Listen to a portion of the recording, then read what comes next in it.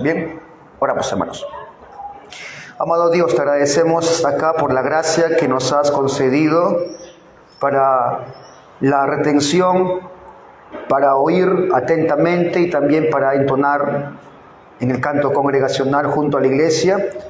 Ahora te rogamos también que des gracia para este tiempo de predicación. Suple por favor mi carencia, Señor, y concede a mi hermano atención, que pueda juzgar hoy la exposición para que luego lo pueda aplicar. Te lo pido por favor en el nombre de Jesús. Amén. Le voy a pedir disculpas si corto cada tanto. Sé que no es la forma correcta como un predicador debe presentarse, pero no he podido sanarme a tiempo. Bien. Hermanos, vaya por favor a 2 de Pedro 2, versículo 10 al 12. Vamos a empezar a ver ya a partir del día de hoy la descripción que hace el apóstol Pedro de los falsos maestros. Bien, vamos a tomar hoy el versículo 10 al 12, sin embargo voy a estar tocando casi toda la porción de este segundo capítulo. Dice el versículo 10, y mayormente a aquellos que siguiendo la carne andan en concupiscencia e inmundicia y desprecian el señorío, atrevidos y contumaces. No temen decir mal de las potestades superiores, mientras que los ángeles, que son mayores en fuerza y en potencia, no pronuncian juicio de maldición contra ellos delante del Señor. Pero estos, hablando mal de cosas que no entienden, como animales irracionales, nacidos para presa y destrucción, morirán en su propia perdición. Lo que han estado continuamente, podría uno pensarse después de lo que ya ha dicho Pedro ha traído, ¿verdad?, a las conciencias la imagen de toda una generación de personas, cientos de miles de personas siendo devoradas en el diluvio, siendo devoradas por las aguas en aquel juicio del diluvio, muriendo bajo juicio de Dios por causa de su incredulidad a la palabra de Dios. O también Pedro ha traído a colación la imagen de seres tan sublimes como los ángeles, siendo recluidos en las oscuridades a la espera de un terrible juicio por haberse rebelado irracionalmente ante su Creador.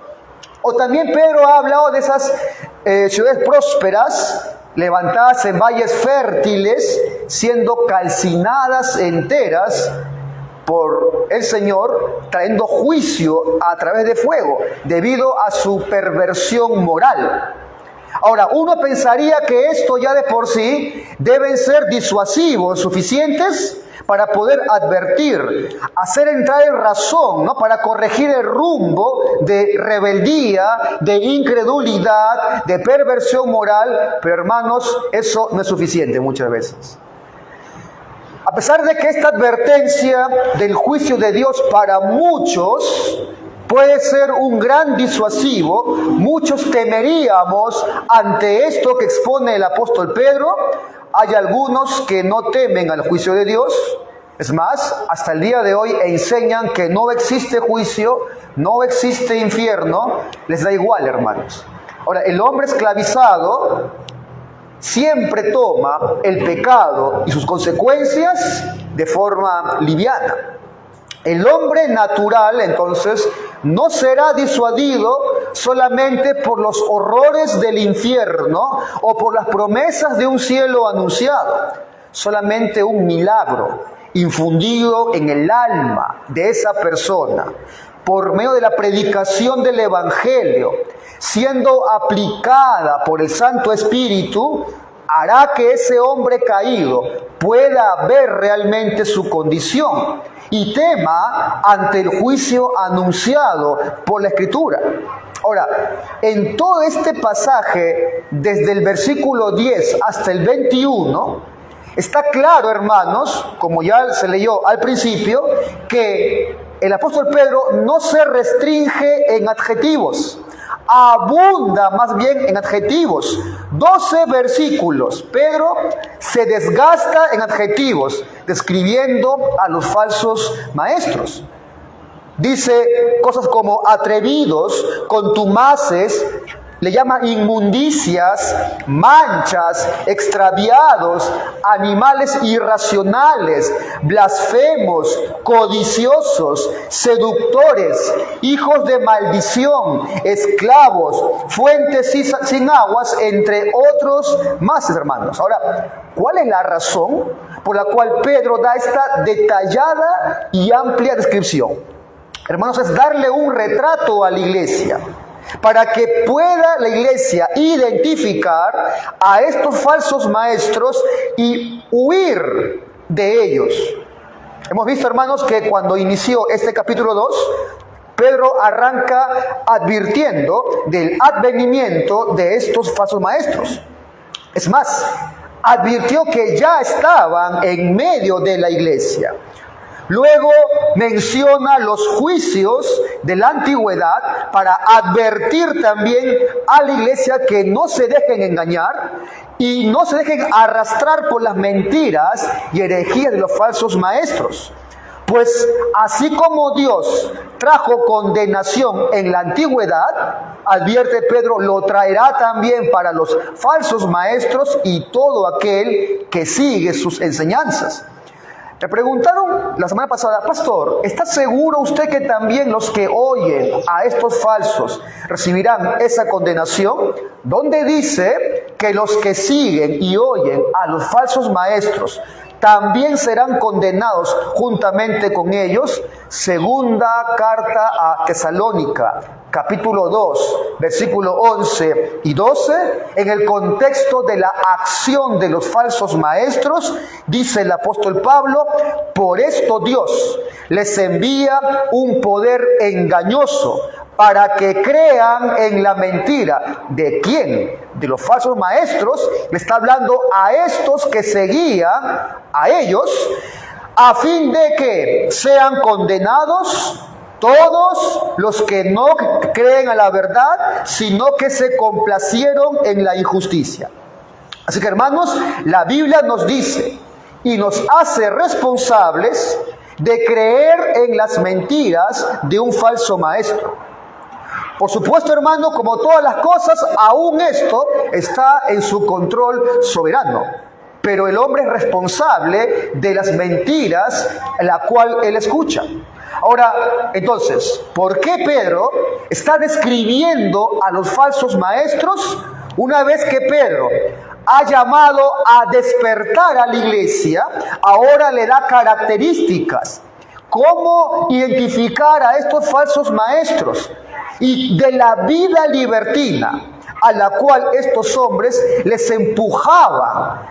De tal manera que ahora despierta la iglesia, contemplen el terrible final, que detecten el terrible final, que puede también ser parte para ellos si no huyen de aquellos falsos. Vamos a ver hoy 3 puntos, hermanos. Un mayor grado de castigo, y vamos a ver 2 aspectos generales de los falsos maestros. Punto 1, un mayor grado de tormento. En el versículo último de la semana pasada, cuando estábamos cerrando el tema de los juicios, ese último versículo sirve de puente para pasar de los juicios ahora a la descripción de cómo son los falsos maestros. Vaya por favor al versículo 9, uno antes. Sé que eso lo hemos visto la semana pasada, pero es un puente para lo de hoy. Decía Pedro ahí, ¿sabe el Señor librar de tentación a los piadosos y reservar a los injustos para ser castigados en el día del juicio? Ahora, quiero que note, amado hermano, quiénes son estos piadosos y estos injustos. Ambos con un final muy distinto. Los primeros, estos piadosos, son aquellos que se han aferrado por la fe a la persona de Jesucristo. son justificados delante de Dios, por lo tanto están viviendo una vida acorde a lo que sus bocas dicen ser, es decir, hijos de Dios. Los segundos, los injustos, son absolutamente todos aquellos que rechazaron el Evangelio. No solamente se refiere acá a los falsos maestros, sino que a todos aquellos que han rechazado el Evangelio. No solamente un falso maestro. ¿Y por qué decimos esto? Porque el versículo 10 nos dice algo más y hace esta separación entre los injustos del versículo 9 y los que ahora va a mencionar en el 10. Dice el 10, y mayormente aquellos que... O sea, no está hablando de esos injustos en general, sino que habla de un grupo específico de personas. En el versículo 9, entonces, nos habla de los injustos que serán castigados, como todos aquellos que mueren sin Cristo. Pero, hermano, el versículo 10 se refiere a otro grupo de personas, porque dice, y mayormente a aquellos que, y se está refiriendo aquí a los falsos maestros, que ahora Pedro va a comenzar a describir. Estas palabras, amado hermano, y mayormente aquellos que, nos enseñan que hay un castigo mucho mayor. Hay un mayor tormento para los falsos maestros que para el resto de mortales que mueran en sus pecados. O sea, hermanos, hay una administración divina distinta o más severa a las personas en cuanto a su juicio final. No todos serán atormentados de igual manera. Aunque en el infierno todos serán atormentados, sufrirán eternamente la perdición por los siglos de los siglos, habrá mayor o menor grado de tormento en el infierno. La razón por la cual hay un mayor castigo para los falsos maestros que está indicando Pedro es que en un momento ellos gozaron de la verdad de la palabra de Dios. Estos falsos maestros fueron iluminados con la Escritura. Gozaron de ella por estar en medio del pueblo redimido, pero se volvieron atrás del santo mandamiento que escucharon estando en medio del pueblo. Tienen mucho más responsabilidad y por lo tanto más castigo porque recibieron más luz que otras personas. Hermanos, hay 4 tipos de personas con respecto a su juicio. Hay personas que murieron y que mueren incluso al día de hoy sin escuchar el Evangelio. Sin duda, hermano, aquel que murió sin nunca escuchar el Evangelio morirá en sus pecados y será juzgado y condenado eternamente por Dios. Eso lo dice Pedro en su carta a los Romanos. Hay otro grupo de personas que escucharon el Evangelio. Tal vez vivían en un país influenciado por la fe cristiana. Y al tener un conocimiento del Evangelio, por estar en un país influenciado por la fe cristiana, al conocerlo, lo rechazaron. Y estos que escucharon el Evangelio, pero lo rechazaron, tendrán un castigo mayor que aquellos que nunca escucharon el Evangelio. Pero hay otro grupo, hermanos, que escucharon el Evangelio, dieron una respuesta positiva al Evangelio. Dijeron, yo creo. Aparentemente vivían y caminaban un tiempo en medio de la iglesia. Fueron creyentes que declaraban ser creyentes, pero luego se alejaron, apostataron. Estos recibirán mayor condenación que aquellos que escucharon y dijeron no al Evangelio, lo rechazaron, y más condenación que los primeros que nunca han oído el Evangelio. Pero hermano, hay una cuarta categoría de personas. Son aquellos que conocieron el Evangelio, Anduvieron en medio de la iglesia, pero pasado el tiempo apostataron en su corazón. Sin embargo, no se fueron de la iglesia. Continuaron en la iglesia, pero para hacer daño, para enseñar herejías, para sacar provecho de la iglesia. Estos últimos recibirán mayor condenación que todos los anteriores. Y esta última es la descripción de los falsos maestros, y mayormente a aquellos que, para los falsos maestros, el juicio será mucho más severo. De ahí que Santiago 3, versículo 1 dice: hermanos míos, no os hagáis maestros muchos de vosotros, sabiendo que recibiremos mayor condenación. Comenta Carballosa al respecto, dice este hombre: ningún ministerio dentro de la iglesia supera en influencia e importancia que al de la enseñanza. Es por eso que el maestro está sujeto a un veredicto mucho más severo. Ahora, hermanos, si bien es cierto que cada uno es responsable de filtrar las enseñanzas que escucha a la luz de las Escrituras, esto no lo hace menos responsables o menos culpables al maestro que tuerce la Escritura para su propia perdición o para la perdición de los que le escuchan. Los falsos maestros darán cuenta a Dios por cada una de las torceduras con respecto a la Escritura, por cada una de lo que han enseñado de forma errada y que han influenciado a muchas personas y han hecho desviar a muchos del camino. Su juicio será mayor. Punto 2. Ahora Pedro pasa a hacer una descripción general para luego hacer una más específica. Veamos el día de hoy, hermanos, la descripción general de los falsos maestros. Primeramente, habla de que son carnales e inmorales. Segunda de Pedro 2, versículo 10.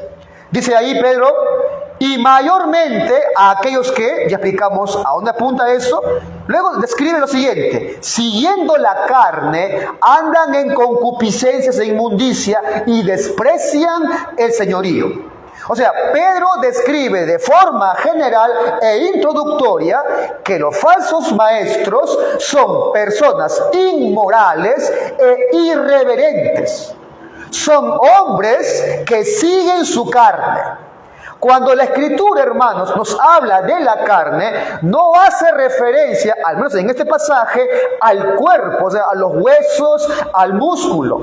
La carne es la naturaleza pecaminosa que se vale de nuestro cuerpo para llevar a cabo y satisfacer sus deseos. Es a eso que se refiere Pedro con la carne. Los falsos maestros entonces son personas carnales porque siguen su carne, siguen sus impulsos pecaminosos, satisfaciendo los deseos que su naturaleza perversa les impone, y por lo tanto, hermano, el resultado es que caminan en inmundicia, en carnalidad y en concupiscencia. Son personas inmorales que no se sujetan a la ley de Dios porque no pueden ni quieren hacerlo. Son personas irreverentes que menosprecian el señorío y tienen en poco cualquier tipo de autoridad. Son, como dice Kistenmaker, corruptos en lo sexual y anárquicos en lo espiritual. Ahora, Judas concuerda con esta descripción que hace Pedro. Judas, en el versículo 8, también dice, de forma paralela a lo que dice Pedro: no obstante, de la misma manera también estos soñadores mancillan la carne, rechazan la autoridad y blasfeman de las potestades superiores. Ahora, probablemente con esto que digo ahora me meten problemas, pero con el homosexualismo invadiendo el día de hoy la agenda de los medios de comunicación, la iglesia no podía ser la excepción. Ni en los tiempos de Judas, de Pedro, menos en el siglo XXI, hermano. Si se fijan ustedes en el versículo 7 de la carta de Judas, si gusta usted puede ir a ese pasaje, que es paralela, repito, a los versículos del apóstol Pedro, encontramos ahí una clara insinuación y descripción que nos da Judas como Pedro acerca de la forma de vivir y lo permisivo que eran estos hombres. Dice el 7, como Sodoma y Gomorra y las ciudades vecinas. Nota que Judas está ahora intentando hacer un contraste, una comparación, ¿verdad? Las cuales, Sodoma y Gomorra, de la misma manera que aquellos. Nota que está comparando el pecado y la corrupción de estas ciudades con aquellos, es decir, con los falsos maestros. Habiendo fornicado e ido en pos de vicios contra naturaleza, sarcos heteras, es el término, ahí se usa, carnes extrañas, opuestas en sentido sexual, es decir, homosexualismo. Ahora, cuidado que la Biblia gay, la de King James Bible, que es un nombre irónico para la Biblia verdadera, ha cambiado el significado de este original griego para decir o para suavizar que el problema era que habían fornicado con carne no humana. O sea, no era un problema de gente homosexual, sino de animalismo. Bueno, no obstante, el original no da lugar a esa forma de traducción. Acá usa el término sarcos heteras, y que es conocido en la usanza de la época como acercarse a una carne opuesta en el aspecto sexual. Dice, fueron puestas, por ejemplo, sufriendo el castigo del fuego eterno. Judas y Pedro están dando a entender que el homosexualismo estaba invadiendo la iglesia a través de los falsos maestros que lo practicaban. No es extraño, hermanos, el día de hoy escuchar que tal ministro incluso o tal pastor casó a una pareja de homosexuales. Pues los mismos ministros son y apoyan esas prácticas homosexuales. Lamentablemente, hermanos, uno tiene que enterarse de cosas oscuras, pero no se sorprenda porque la Biblia nos advierte de eso. Aquellos que persiguen la carne para satisfacer sus deseos pasan por encima de quien tengan que pasar, hermanos. Incluso la palabra de Dios, inventando, torciendo doctrinas para apoyar sus prácticas inmorales. Y no es extraño, hermano, que se valgan de la hermosa y preciosa doctrina de la gracia de Dios para convertirla en libertinaje. Porque esa es la excusa. Toman la gracia de Dios como base a su inmoralidad. Ahora, bueno, ¿entiende usted por qué Pedro y Judas tan vehementemente mencionan estos juicios para estos hombres? Porque los falsos maestros eran unos inmorales, eran irreverentes y estaban entrando a extraviar al pueblo de Dios y los adormecían para que se deleitaran en sus pecados, asegurándole al pueblo que nada les iba a pasar, que había gracia y que estaba para ellos dispuesta. De ahí que Judas se levanta juntamente con Pedro, contendiendo por la verdad, descubriendo a estos falsos, describiéndolos para que huyan de estas personas y no lleven la misma destrucción que ellos. Básicamente es un grito a la iglesia: iglesia, miren los juicios de Dios. Tengan cuidado con hombres sensuales, con hombres que tuercen la gracia. Y cuando digo hombres, hombres y mujeres me refiero. Por supuesto, el querer gratificar su inmoralidad sexual, estos falsos maestros menosprecian el señorío de Cristo. Tienen en poco las demandas del Señor, tienen en poco las santas escrituras, ellos solo buscan satisfacerse. Viven para sí, y repito, no importa encima de quien tengan que pasar. Son atrevidos y contumaces. Ahora, hermano, Judas va más allá, nos dice algo más. Nos da la fuente de la inmoralidad y de la irreverencia de estos hombres. Y se va, tal vez usted, a sorprender cuál es la fuente de la irreverencia de esos hombres y de su inmoralidad.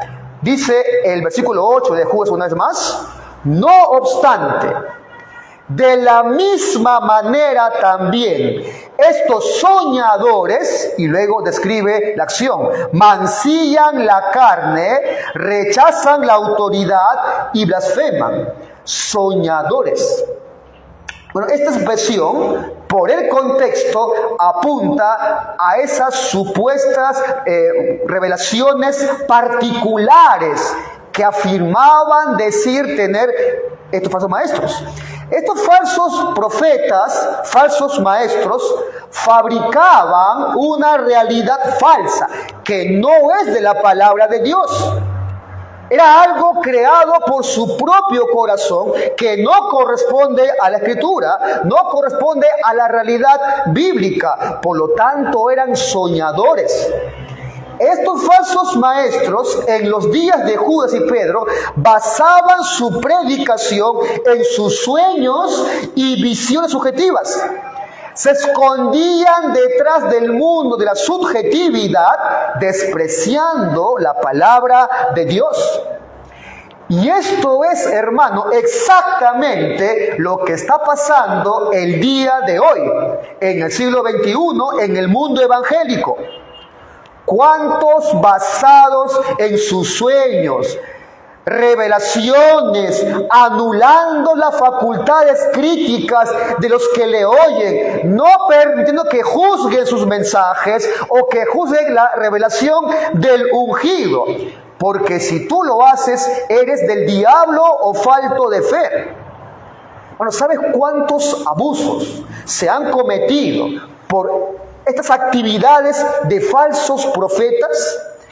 ¿Cuántos pastores perversos que usan sus sueños y visiones para seducir a las jovencitas de las iglesias? Son soñadores. No predican la palabra de Dios porque no se basan en la Escritura. Todo es sueña en cosas grandes. Tú vales mucho, alcanza tu destino, y todo gira en torno al ego. Es una teología de burbuja y la gente se queda fascinada por la supuesta iluminación de estos grandes hombres. Bueno, eso no es nuevo, hermano. Es una característica en casi todos los falsos maestros de todas las épocas. Cuando no están torciendo las escrituras de manera amañada, están reclamando una autoridad divina sobre la base de una revelación privada que les fue dada solamente a ellos nada más. Tercero, ahora Pedro sigue describiendo y nota que acá dice algo que va muy de la mano con lo anterior que he dicho. Blasfema de las potestades superiores. La irreverencia de estos falsos maestros les lleva incluso al punto de insultar o de blasfemar a las potestades superiores. Una vez más dice el 10, y mayormente aquellos que siguiendo la carne andan en concupiscencia e inmundicia y desprecian el señorío, atrevidos y contumaces, no temen decir mal Otra vez, así como Judas, de las potestades superiores. Lo mismo que dice Judas. Ahora, ¿a qué se refiere Judas y Pedro con blasfemar de las potestades superiores? Es una característica, hermano, que exhiben los falsos maestros en el pasado y también lo siguen en el día de hoy, hermanos. Estos falsos maestros desprecian el señorío.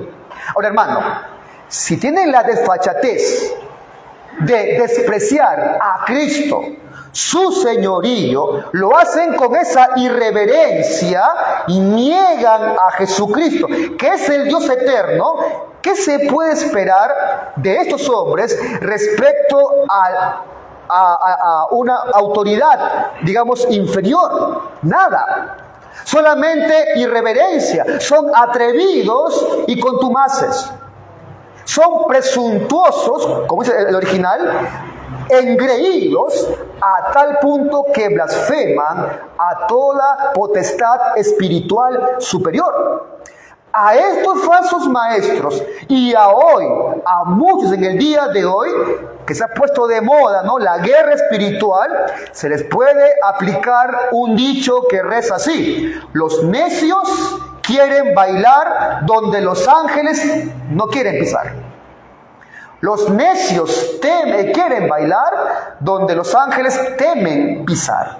Atrevidos y contumaces.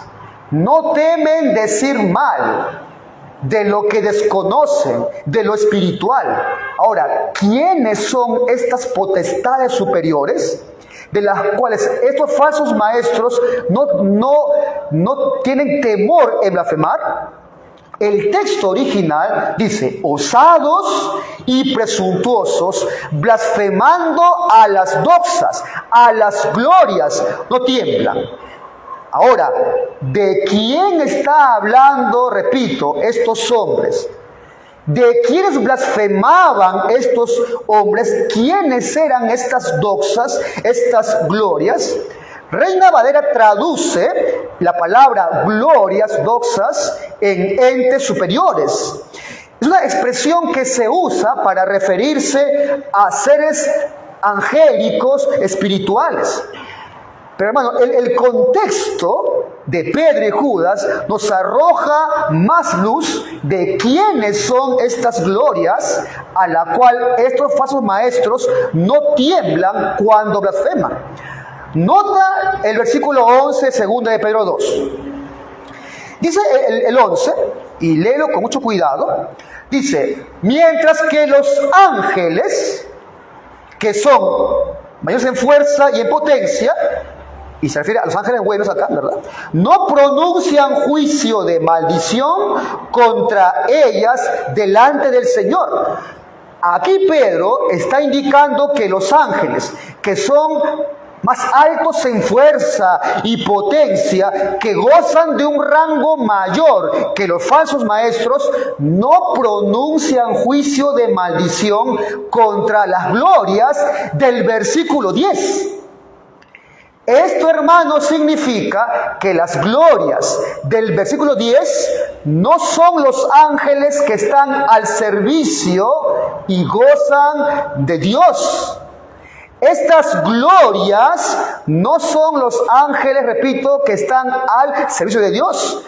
Entonces, ¿quiénes son estas glorias que se traducen en tu Biblia entes superiores? Una vez más, dice Judas 8, no obstante, de la misma manera, estos soñadores mancillan la carne y blasfeman. Pero mira el 9. Pero cuando el arcángel Miguel contendía con el diablo, no está hablando de esas doxas, esas glorias, disputando con él por el cuerpo de Moisés, no se atrevió a proferir juicio de maldición contra él, sino que dijo: el Señor te reprenda. Aquí Judas usa el mismo término griego que Pedro para la expresión glorias. Y se traduce en tu Biblia como entes superiores. Por el texto, hermano, de Judas, podemos ver que esas glorias eran los ángeles caídos. Cuando él trae el ejemplo del arcángel Miguel, se está ahora refiriendo no a los ángeles buenos, sino a los ángeles caídos. Y a diferencia de lo que hacían estos hombres, el arcángel Miguel no se atrevió, dice, a proferir juicio de maldición contra el diablo. Los ángeles buenos saben que esos juicios de maldición solo le corresponden a Dios. No se atreven a tomar el lugar de Dios. Pero los falsos maestros no les importa arrogarse una potestad que no la tienen. Son arrogantes, contumaces, atrevidos. No les da temor blasfemar. A los ángeles caídos no les da temor tomar el lugar de Dios y hacer juicio en contra de los demonios. Judas relaciona este blasfema de los seres celestiales como una práctica arrogante y altiva, donde estos hombres se referían a seres celestiales usando un lenguaje irreverente, de menosprecio e irrespetuoso. Y ahora, por el contexto, sabemos que estas glorias son potestades superiores y son los ángeles caídos. Pero ahora surge la pregunta, ¿por qué Pedro y Judas se refieren a estos como glorias, como doxas? Ahora, si bien es cierto, hermano, la Escritura no responde de forma directa, se puede deducir por el contexto que el término mostraba tanto en Pedro como en Judas un respeto a estos ángeles caídos, demonios, que no lo tenían los falsos maestros. Los ángeles buenos no se atrevieron a proferir juicio de maldición. Pedro y Judas, inspirados por Dios, hombres usados por Dios, tampoco lo hicieron. No usaron palabras despectivas en contra de ángeles caídos. Ahora, hermano, lejos está de Pedro y Judas alabar a estos ángeles caídos, a los demonios. Cuando se refieren como doxas o glorias, están simplemente mostrando un contraste entre el vocabulario que usaban estos contumaces y mostraban también la gloria de la cual estos ángeles caídos gozaron en el pasado antes de caer y el poder que gozan aún al tiempo presente, incluso cuando ya han sido desterrados de su presencia. Lo que Judas y Pedro, hermanos, acá están denunciando es que estos hombres tenían ínfulas de superioridad, eran arrogantes, y eso se traducía en un trato despectivo hacia los seres celestiales. Hermanos, la guerra espiritual que hoy se practica en varias iglesias, que se enseñan en manuales cristianos, ¿no están acaso llenas de insultos, juicios hacia y contra Satanás y los demonios? Es más, muchos de ustedes, hermanos, que han venido de lugares así como estos que he mencionado, no es que a ustedes le han enseñado un pastor o un maestro a hacer guerra espiritual de esta forma. ¿Acaso no le han enseñado a usted a pisotear, a atar al diablo, a que le arrebaten cosas? ¿Acaso muchos no son guiados por libros que se presumen y ufanan de enseñar sobre el tema? Quienes les enseñaron esto, los estaban empujando a ustedes a una práctica que ni los mismos ángeles, ni el apóstol Pedro, ni Judas se atrevieron a llevar a cabo por temor a Dios. Peter Davids dice lo siguiente: ni el diablo mismo debe ser objeto de insultos. El Nuevo Testamento considera dicha burla como una crasa presunción, un orgullo basado en una falsa presunción de conocimiento y poder. Pero ahora mira cómo lo afirma el 12, 2 de Pedro 2, 12. Dice ahora Pedro, pero estos que blasfeman, hablando mal de cosas que no entienden, como animales irracionales, nacidos para presa y destrucción, perecerán en su propia perdición. Bueno, el mundo espiritual, obviamente, por su orden espiritual, no es percibido por los sentidos humanos. No lo conocemos por los sentidos. Nadie lo conoce por los sentidos. Lo que sabemos de ese mundo espiritual, lo sabemos por la revelación de la palabra de Dios, no por una forma experimental. Pero los falsos maestros, al desechar justamente la palabra de Dios y su objetividad, se extienden en invenciones de su imaginación, de sus mentiras, de sus percepciones, de su misticismo sin restricción. Estos soñadores desechan la verdad de la Escritura, llevando a una práctica sin límite, oscura, mística, entenebrecida, la cual le dicta su propia imaginación perversa, y así han engañado a cuantos incautos. Y como es de esperarse, esta práctica arrogante y temeraria también ha sido introducida en medio de las iglesias, la cual no estamos llamados, hermanos, por la palabra de Dios, a practicar estas cosas. No hay una sola mención en la Escritura, no hay una sola instrucción de que un creyente deba enfrentarse a un demonio o a un diablo, reprendiéndolo por medio de injurias o dándole órdenes directas o ataques verbales. Bueno, no lo hay. Y quien traiga a colación la autoridad apostólica sobre el mundo espiritual debe tener presente que estas eran señales que confirmaban la autoridad divina a esos hombres, a los apóstoles, a los que Dios asignó una función única y especial. ¿Cuál, pastor? La fundación de la iglesia sobre la doctrina apostólica. Eran señales autoritativas dadas por Dios para los apóstoles, no para ti y para mí. Pero bueno, es hoy de esperarse que hombres fraudulentos, envanecidos en su arrogancia, que se atribuyen un llamado como ministros de Dios, pero lejos de ser calificados bíblicamente, desechan la verdad de la Escritura, manipulan la Biblia para su propio beneficio y menosprecian el mundo espiritual, del que ni ángeles, ni Pedro, ni Juan se han atrevido a hacer.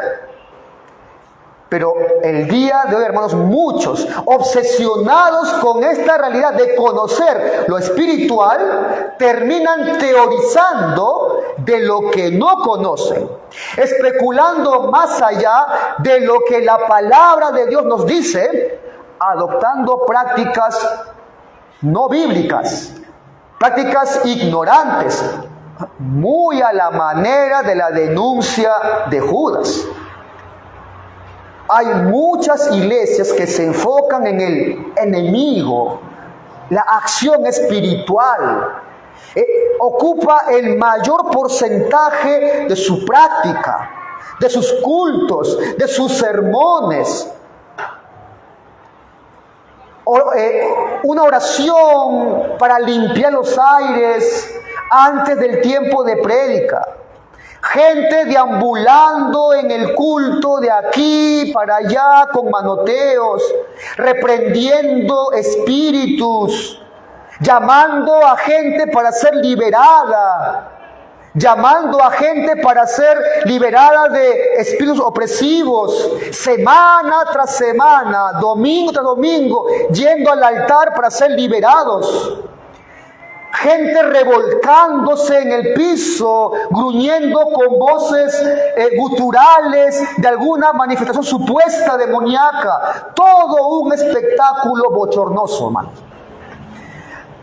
¿Cuántas frases de reprensión con furia que se hace para hacer guerra contra el diablo? Lo hacen de forma despectiva: diablo cochino, te zapateo encima, te piso la cabeza. Usan mantras y repiten y repiten, y mientras más fuerte, mejor. Así le ganan el pulso al enemigo que se resiste. Ministerios de liberación, de visitación, para ungir con aceite puertas, rincones de las casas, para que salga el diablo de su lugar, regando sal en las puertas de las iglesias, porque lo dijo un profeta, que era la forma de preservar a la iglesia de la corrupción. Bueno, ¿y cuántas cosas más? Aún ministerios que es un clásico, que frecuentemente son asesorados en materia espiritual por un ex brujo convertido. Por la señora Marujita, una ex bruja ocultista que hacía trabajos, conjuros, ataduras, pero que hoy se cambió de bando, se hizo cristiana, y como sabe el tema, sabe de fuentes primarias el tema, son las consejeras y consejeros de todo este aparato bochornoso de liberaciones, de vida espiritual. Bueno, es tremendo cómo esto se ha introducido hoy a un montón de iglesias. Y esta es la norma también que hoy se usa para los músicos, ¿verdad? El ex músico de tal grupo se convirtió, ahora es el líder de la música. Muchos hemos sido rescatados de esta forma de pensar. Hemos sido rescatados de esta vana manera de vivir. Hemos sido acercados a la fe bíblica. Pero, hermano, es probable que acá haya algunos que, aunque hayan sido apartados de estas prácticas de falsos maestros, aún guarden algún residuo allí latente, alguna enseñanza de cómo entender qué hacer y cómo actuar cuando afrontan alguna situación que asigna alguna influencia demoníaca, desconocida, espiritual, o un ataque del diablo. Amado hermano, cuando pase algo en su entorno de mérito espiritual, tu vecina ve sombras, a tu amigo le jalan la sábana, no andes preparando tu litro de aceite para embadurnar esa casa, no te pongas tu disfraz de liberator y vayas a esa casa a liberar ese ambiente. No te atrevas a ir envalentonado como un contumaz a reprender cualquier demonio que viva en esa casa. Hermano, predícale el evangelio. Predícale el evangelio. Pero pastor, se está revolcando. Predícale el evangelio. Que se calme, acércate y hable del evangelio. Pastor, pero si se da muy seguido, más seguido ve y háblale del evangelio, hermano. De tu vecino, de tu amigo que le pasa eso, dice la Biblia que son hijos del diablo. Esa es la condición antes si no viene a Cristo. Así que tenga esas experiencias, es muy probable que lo tenga porque es un hijo del diablo, hermano. Pero nuestra labor no es caer en esa práctica de denuncia que hace Judas y que tristemente se cuela en las iglesias desde el momento que se apartó de la sola Escritura. Pero pastor, yo también experimenté eso. Yo vi, pastor, una sombra. Por eso que creo en eso. ¿Así? Bueno, si esa es la fuente de la verdad tuya, las experiencias, con todo lo mentiroso que es tu corazón, si tú basas tu conducta y creencia sobre la base de tus experiencias, percepciones, hermano, toda experiencia, percepción debe ser puesta bajo la lupa de la Escritura y nunca ir más allá de ella. Creyente, el diablo no actúa para asustarte, créeme.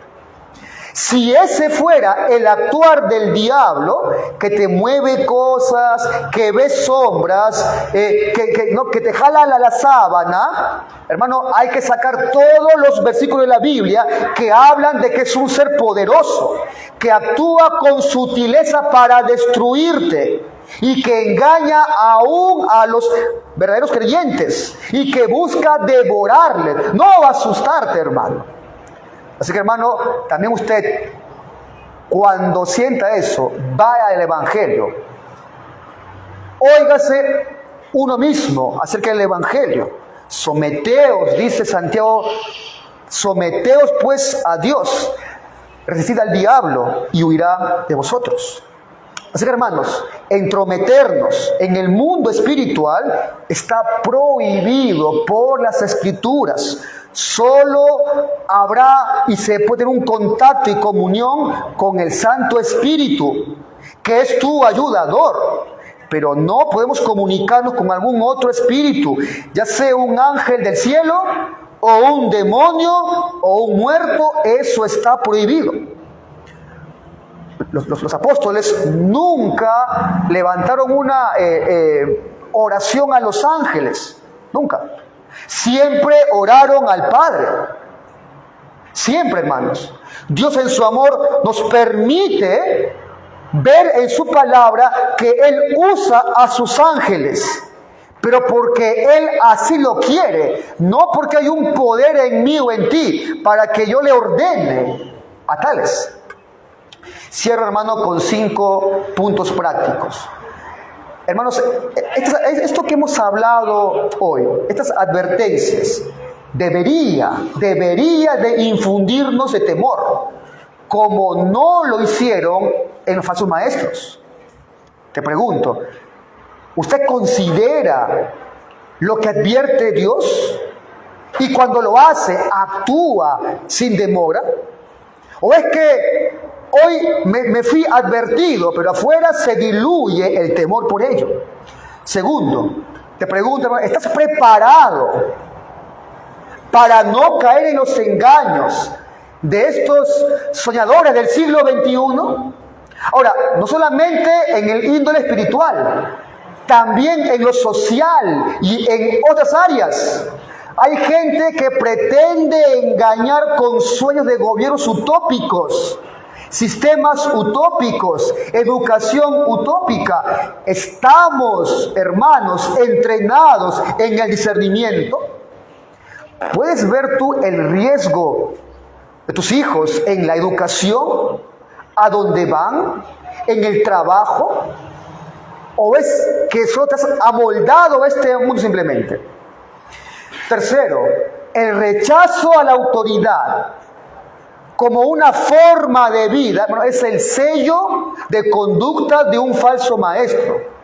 Pero muchas veces, mis hermanos, está presente, camuflado en tu corazón, como una continua queja, como una continua murmuración frente a Dios, ante su voluntad.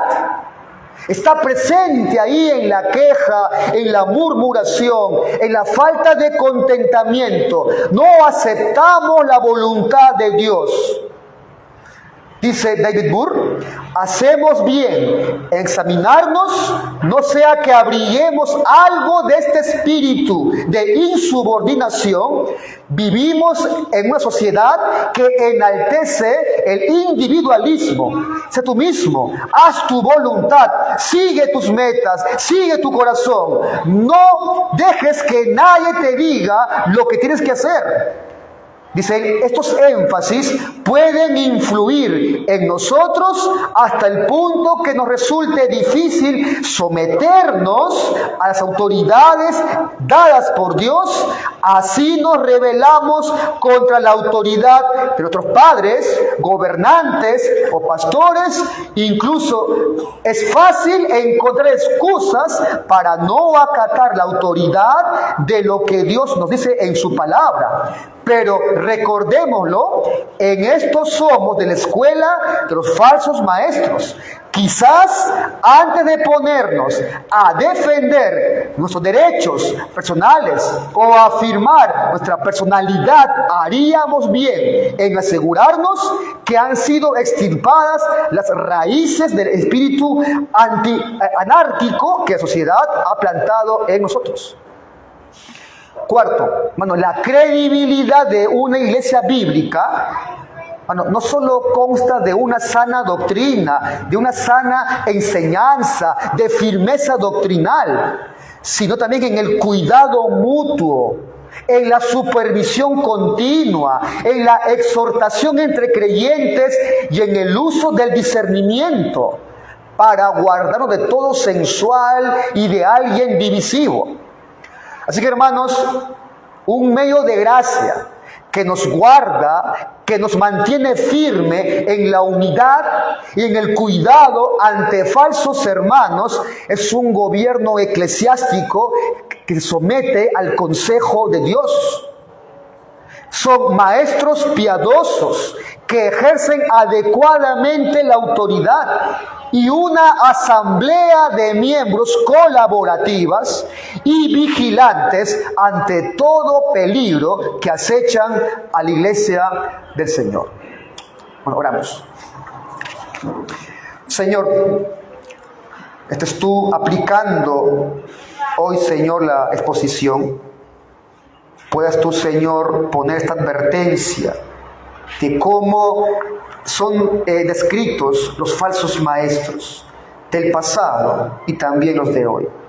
Señor, guárdanos de ser presas de estos falsos hombres que usan artilugios, sutilezas, usan nuestros egos para atraernos.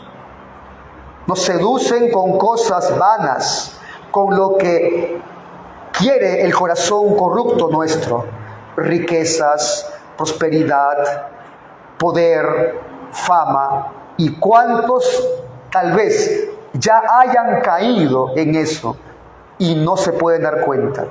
Señor, ten misericordia, por favor, de ellos, y guarda, Señor, a cada componente de esta congregación. Te lo pedimos en el nombre de Jesús.